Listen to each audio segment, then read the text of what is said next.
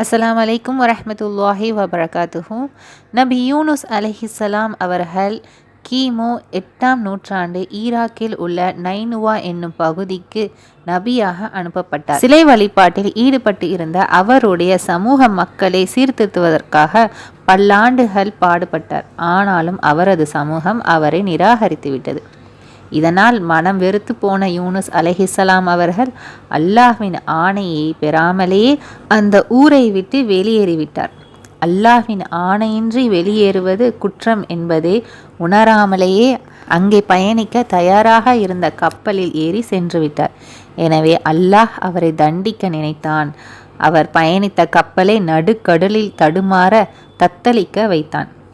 இறுதியில் அக்கப்பலிலிருந்து யாரேனும் ஒருவர் இறங்கினால் மாத்திரமே மற்ற அனைவரும் தப்பிக்க முடியும் என்ற நிலை ஏற்பட்டது. எனவே அவர்களுக்கிடையே சீட்டு குலுக்கி போட்டனர். அதில் யூனுஸ் அலைஹிஸ்ஸலாம் அவர்களின் பெயர் வரவே அவர் வீசி எறியப்பட்டார். அச்சமயம் அல்லாஹ் யூனுஸ் அலைஹிஸ்ஸலாம் அவர்களை விழுங்கும்படி ஒரு மீனுக்கு கட்டளையிட்டான். மீன் வயிற்றில் சிறை பிடித்தான். இதன் பிறகுதான் யூனுஸ் அலைஹிஸ்ஸலாம் அவர்கள் தான் அல்லாஹ்வின் ஆணையின்றி ஊரை விட்டு வெளியேறியது மிகப்பெரிய குற்றம் என்பதை உணர்ந்தார்கள். அல்லாஹ்விடம் பாவ மன்னிப்பு தேடினார்கள்.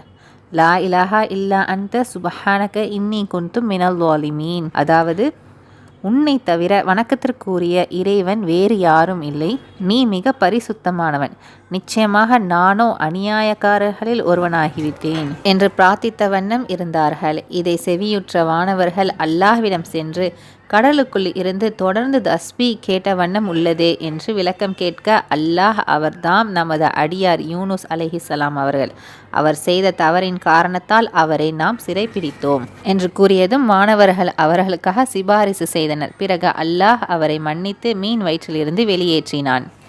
யூனுஸ் அலைஹிஸ்ஸலாம் அவர்களின் சமுதாய மக்கள் அல்லாஹ்வின் வேதனை தங்கள் மீது வரப்போவதை உணர்ந்தார்கள். வேதனையின் அறிகுறிகள் தென்பட்டவுடனேயே மனம் திருந்தி வருந்தி அல்லாஹ்விடம் கதறி அழுது பாவ மன்னிப்பு தேடினார்கள். இவர்களது பாவ மன்னிப்பை ஏற்றுக்கொண்ட அல்லாஹ் அவர்களை மன்னித்து இழிவுபடுத்தும் வேதனையை அவர்களை விட்டு நீக்கினான்.